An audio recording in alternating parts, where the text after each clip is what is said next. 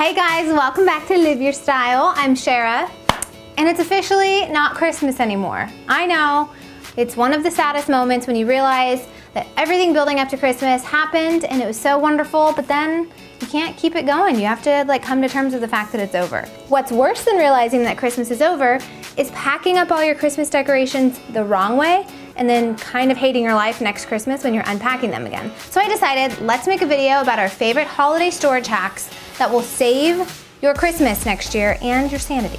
Ready to get into it? If you're excited about holiday organization hacks, give this video a thumbs up and hit that subscribe button if you want. Post-holiday. Holiday organization hacks. Post-holiday organization hacks. Holiday storage hacks. If you're excited about post-holiday. Holiday storage. Post-holiday. But holiday storage implies that it was... No, it doesn't imply. Is this rolling? Yeah. Post-holiday. If y'all think that holiday storage implies it's already past Christmas, comment below and say, I agree with Sharrah. That's all you have to say. Just say, I'm with her. Post-holiday. Everyone knows it's post-holiday by the date and the fact that it's holiday storage. Whatever, I'm right, but it's cool. If you are a fan of this video, regardless of what it's titled, give it a thumbs up and hit that subscribe button. Okay guys, let's get into it. The first hack, and most important, really just overall tip, is when you guys go to buy bins, buy clear bins. The reason you want to buy clear bins is when you go down to your garage and you start storing this stuff, it doesn't matter even if you have a label on it. It could say MANTEL decor, but you're not really sure if you have the candlesticks in that one or if you have them in another one, because you could have more than one that say MANTEL decor, or more than one that say Christmas tree.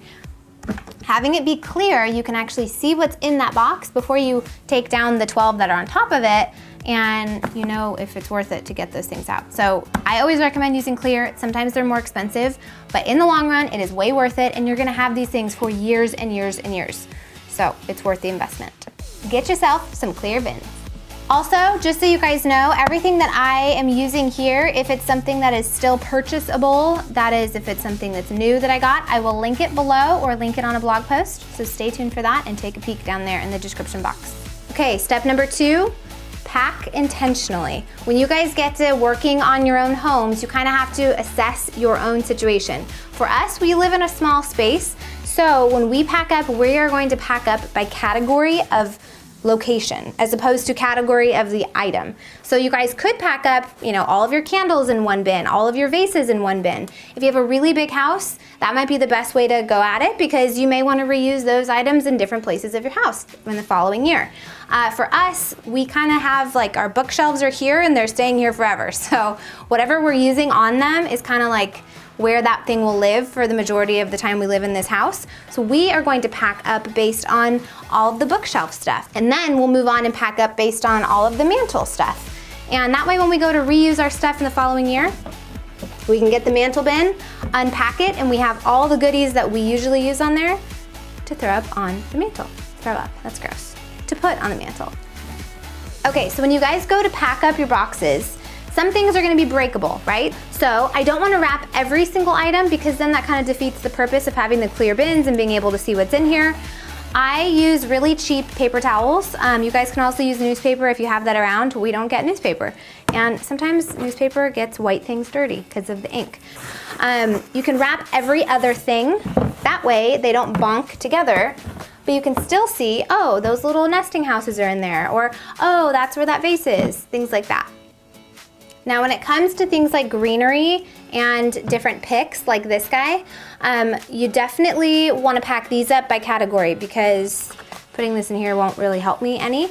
And most of these things are going to be really long, so the sizes are going to be a lot different than the sizes of things that are generally going to go in this box.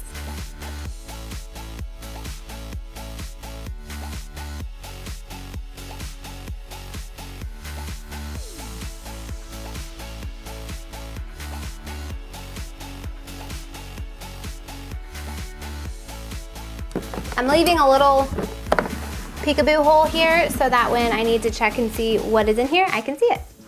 Another really good hack, when you guys go to put up your Christmas decorations and you're taking everything out of these boxes, put the decor that is like your normal everyday back into these bins and reuse them. That way now when I'm going to put my Christmas stuff away, I can take all the stuff that was up here, unload it, put the Christmas stuff in, and all the stuff that I was going to put back on these shelves, I already have. Nice and organized. Are you so sad that you had to take your Christmas sweater off because Christmas is over? Oh, she's devastated. She doesn't want to talk about it. Okay, my next tack here, a great way to keep your fairy lights from getting all tangled with other decor or with itself, is to use a small toilet paper roll. And if you have like a bigger, longer than this type of situation, then use a paper towel roll. So I take the end here and I put a little piece of tape on it. I stick it on the inside of this roll, and then I wrap it around. And then on the very end, it usually has a battery pack. So I just give it enough room to fit the battery pack right on the inside, and you're good. You can also use this technique to store and wrap your Christmas garland. If you have any beaded ones, keeps it nice and neat, and it helps it not get tangled with itself or with other things in your storage. And then at the end, you just tuck the end right inside, and you're done. Save and reuse ribbon for the next year by adding a piece of tape and rolling your ribbons back up.